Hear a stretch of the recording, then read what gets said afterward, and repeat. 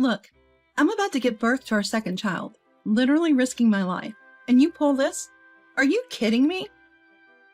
This is the first time I've called my husband anything derogatory. He messed up so badly, I can't even say his name anymore. I found out about the shocking truth the day before giving birth. Anger trumps sadness, and I can't even cry. My name is Madeline, and I'm 32 years old. I live with my husband Andy, who was my college classmate, and our 4-year-old son Johnny. I never thought I'd find myself in such an ugly situation, living our normally peaceful lives. Andy is generally a good, gentle man, although he can be a pushover at times. He travels for work twice a month, but on his days off, he's always there playing with our son Johnny. Madeline, I can work with peace of mind because you're taking care of our home. I really appreciate it, especially on days when you're handling childcare alone. He was someone who always showed appreciation toward me. Our son Johnny has been doing well since starting preschool. He's taller and has lots of friends. I've also made some mom friends and enjoy the casual chit-chat during pickups. Wow, Johnny, you've shot up again, haven't you? Sienna, my college classmate and supposed friend, greeted us that way. Originally, our husbands had a mentor-mentee relationship and got along well. We used to double date quite often. We're close as families since our kids are the same age. But to be honest, I never liked Sienna, even back in our college days. The feeling is mutual among my other mom friends. My husband's getting promoted to department head, you know. We're celebrating at our place tonight. You should come, Madeline, she would say, unsolicited, puffing herself up with self-importance. It didn't make me feel good. This has been the case since college. Sienna's husband is 2 years our senior, and despite many rivals vying for his attention, Sienna ultimately won her spot by his side. During our double dates, she would show off her expensive necklaces and say things like, Madeline, you seem to wear the same types of clothes all the time, don't you? She would belittle me based on my appearance. Sienna got married right after college, while I worked and got married at 28 to Andy. We invited each other to our weddings out of obligation, and she pulled another stunt on my wedding day. When I saw Sienna from the main table, my face tightened. Seriously, Sienna? Her dress was all white, and it was so inappropriate that even the guests were stealing uncomfortable glances. To top it off, she even wore something like a tiara in her hair. Some of her college friends couldn't stand it anymore and rushed over to Sienna. Come on, this is way out of line. Think about how Madeline must feel. And that hairpiece? Seriously, why didn't you stop her? Her senior could only apologize, saying, Well, I'm sorry. Ugh, quit nagging. It only looks this way because of the lighting. It's off-white, and it's cute. So what's the problem? Off-white, she says. Really? Her senior had to practically drag a loudmouth Sienna away, leaving people to comment. Wow, that was something crazy. The ceremony was interrupted, and the atmosphere was tense. Clearly, the one who stood out the most that day was Sienna. And so my wedding was ruined by her. A few months later, Madeline, my senior has been asking me multiple times about making amends for the wedding. Honestly, it's getting harder for me to keep saying no. With a worn-out expression, Andy spoke up. I can't forgive what happened at the wedding. It was supposed to be a happy day, ruined by Sienna. Just recalling that day brought tears to my eyes. I get it. It was awful. But I owe a lot to our senior since high school. So, coaxed by Andy, I reluctantly agreed to have dinner with Sienna and her husband. We were invited to their lavish apartment, and were quite surprised by its extravagance. As soon as we rang the doorbell, Sienna appeared. Madeline, I'm really sorry about the wedding. I've been scolded by many people since then, and I now realize I was wrong. I'm truly sorry. Our apologies, too. I should have stopped it. We'd like to remain friends, if that's okay with you. Our senior bowed deeply. Oh, I wish I could keep my distance. When I glanced at Andy for support, he was looking at me as if to say, Can't you forgive them? I thought you were on my side. Well, it's water under the bridge now. That's all I could say with a forced smile. Even if they apologize now, it won't change the past. The wedding can't be redone. And it's all a done deal. That's a relief. You're always so understanding, Madeline. Let's eat. I ordered a lot, so dig in. Oh, we have alcohol, too. Sienna, cheerful as if nothing had happened, prompted us to eat. Despite thinking she hasn't changed a bit, We enjoyed the moment. Having been on a diet for the wedding, I let loose and drank more than I should have. Embarrassingly, I ended up sleeping at Sienna's place. When I woke up, Andy was sleeping next to me. We quickly said our thanks to Sienna and her husband and made our exit. I've dodged future invitations from Sienna. Besides, I was pregnant and didn't have time for her anymore. Entering the later stages of pregnancy, I got a message from Sienna. "Madeline, it's been a while. You've probably heard from Andy, but I had a baby." The reason for Andy's relief was that Sienna had moved far away due to a job transfer. Andy was glad the seniors' calls had become infrequent. For 3 years, we lived a peaceful life. But when our son Johnny turned 3 and started preschool, my calm life came to a sudden halt. "Hey, isn't that you, Madeline? Wow, it's been ages. We're at the same preschool. I'm so happy." The high-energy voice was none other than Sienna, whom I hadn't seen in about 3 years. "Sienna, long time no see. Didn't you say you moved far away?" "I moved back this year. I don't know anyone here, so it's great to see a familiar face." I wasn't happy at all. I noticed other parents giving us strange looks. The last thing I wanted was to be thought of as her friend. Contrary to high-strung Sienna, her son Elliot greeted me shyly. "Hello, my name's Johnny. Let's play together." Encouraged by Johnny, Elliot nodded happily. "I'm glad our kids seem to get along." Sienna beamed. Though her words irritated me, I was happy Johnny made a friend. Sienna, still a housewife, would invite me for brunch when dropping Johnny off. "I have to work, sorry." Her response, "Oh, it must be tough needing to work," irked me. If she caught me during pickup, she'd loudly share her personal struggles, like having difficulty conceiving a second child, right at the preschool gate. A few months later, I became pregnant with our second child. Knowing it would be a headache if Sienna found out, I decided to wait until the second trimester to announce. Andy was sworn to secrecy. On bad days, I'd ask my mom to do the pickup and drop-off. However, kids are candid. A text from Sienna soon landed.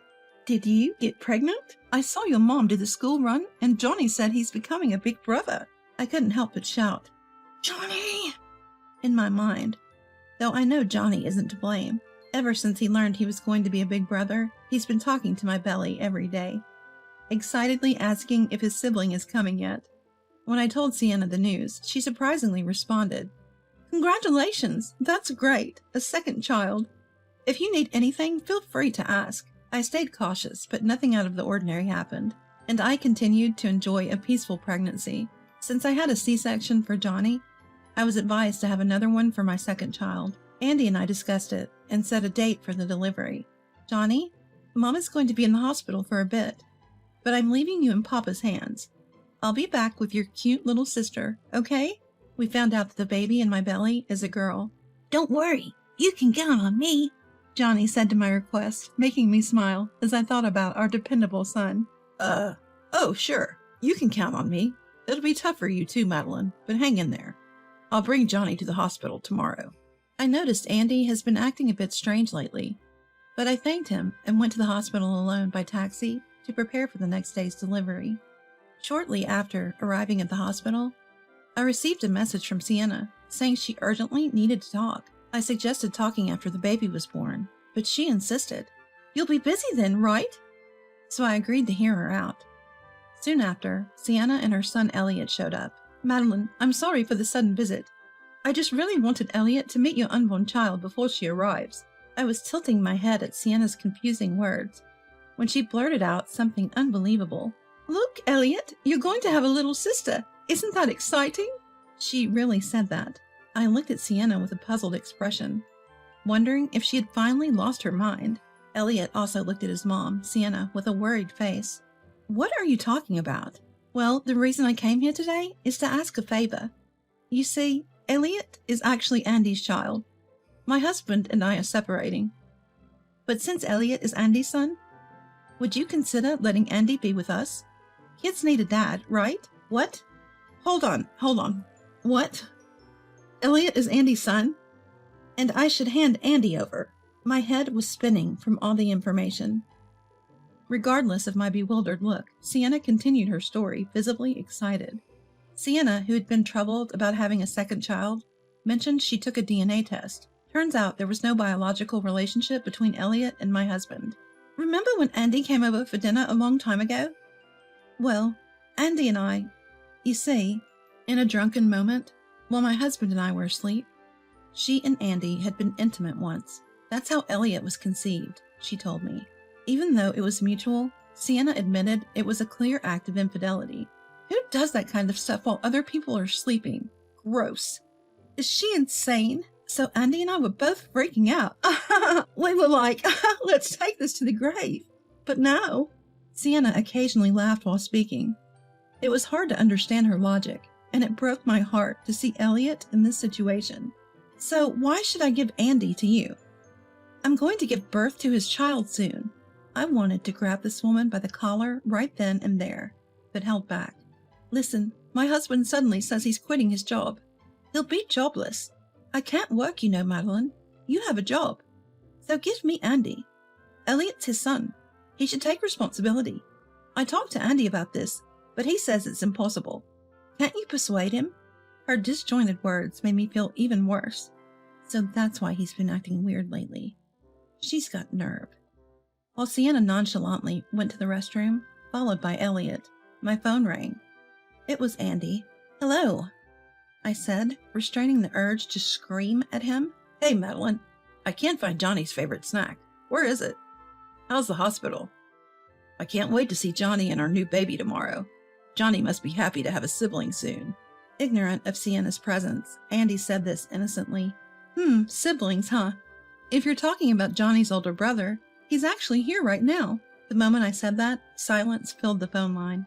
Andy seemed to realize something was off, but couldn't find the words. What's going on, Andy? I'm putting my life on the line to give birth to our second child. Are you kidding me? I called him you for the first time. I couldn't even stand to say his name anymore. Just then, Sienna, who had returned from the bathroom, sensed I was on the phone with Andy, and provocatively said, Sorry, Andy, I spilled all the beans. I always knew she was a piece of work, but this is another level of crazy. Andy apparently heard that and said, Why are you there? What the hell do I even say to my boss now? Fed up with Andy, who was still only concerned about himself, I shouted, Will you get real? Get here, right now. Yes. He responded and hung up. About 20 minutes later, a pale-faced Andy showed up. When Andy walked in, Sienna said in jest, Look, Elliot, it's your real daddy. Want a hug? Elliot looked like he was about to cry. I had reached my limit and hit the nurse call button. Sienna's voice had been loud as usual. Even the nurse seemed to have heard the conversation and kindly took Elliot to the kids' room, suggesting, Why don't we go play over there? Alone in the now quiet room, Andy said, I have no intention of leaving Madeline. But in my head, divorce was the only option. This man had been deceiving me for 4 years. I was even angry at my ignorant self. But Elliot is technically the eldest son, so give him the father title, won't you? Sienna chimed in, which earned her a glare from Andy. Why is she so confident? What makes her think she has the upper hand here? Feel free to pin this on this sorry man. Take it as compensation for your troubles. At my words, Sienna laughs.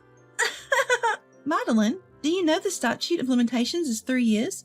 It's been 4 years since that incident, so your time is up. Now I understand why she's so bold. Andy, still looking stunned, hears me say, I can't forgive you, Andy, not even this once. And you, Sienna? Why today of all days? This is a joke, and you know the statute starts when you find out about it.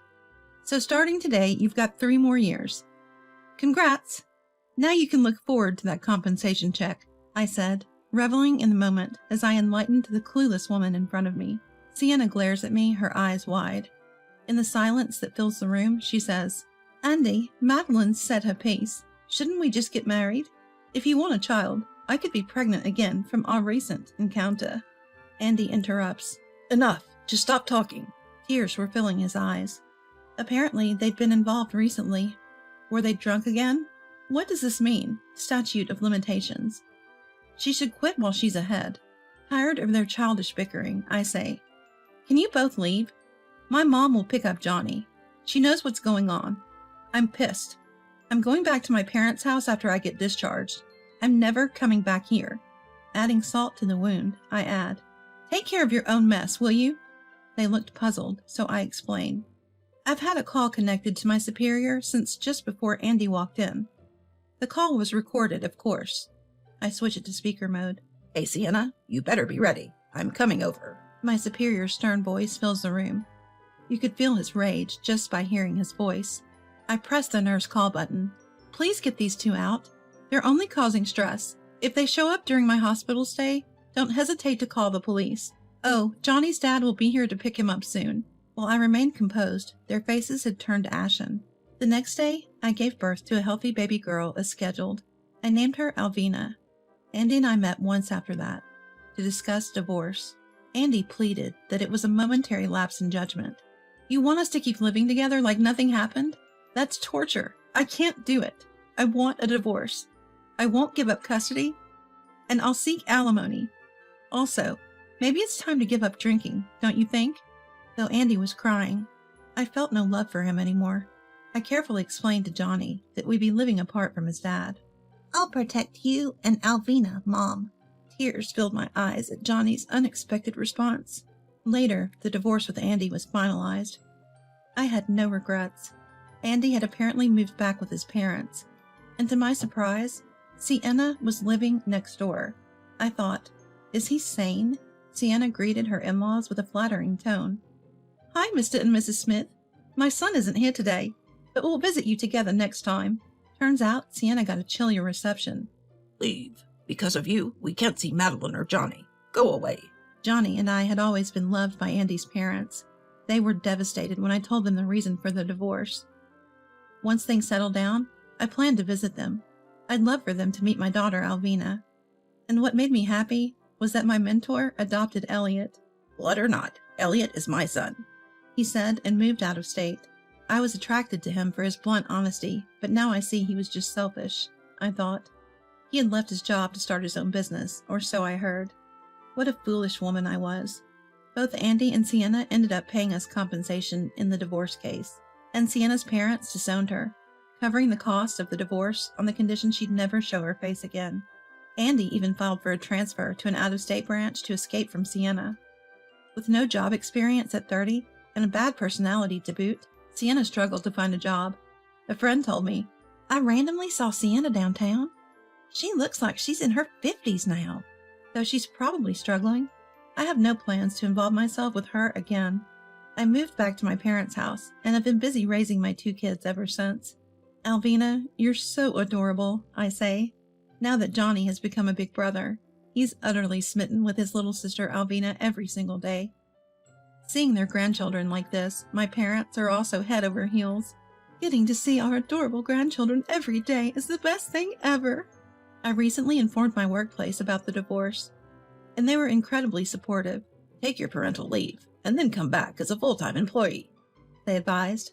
I never thought I'd go through an experience like this, but I have no regrets about the path I've chosen. As I watch my sleeping children, I vow in my heart to become a strong mother